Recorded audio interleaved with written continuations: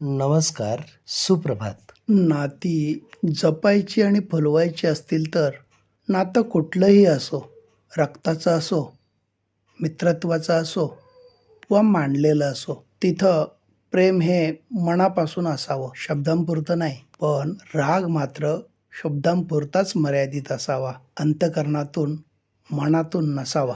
आपल्याला माहीत आहे का, आपला प्रत्येक विचार, मग तो सकारात्मक असो किंवा नकारात्मक, आपले भविष्य घडवत असतो.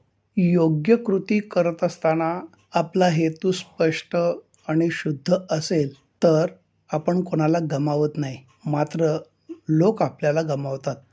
आपले शब्द, आपली विचारधारा सांगत असतात, पण आपली मेहनत आणि कष्ट आपले व्यक्तिमत्व सांगतात.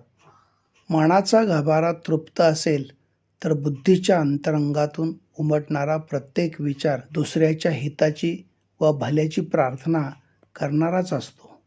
झाडाच्या फांदीवर बसलेला पक्षी फांदी तुटेल म्हणून कधीच घाबरत नाही, कारण त्याचा फांदीवर नव्हे तर स्वतःच्या पंखांवर विश्वास असतो. धन्यवाद.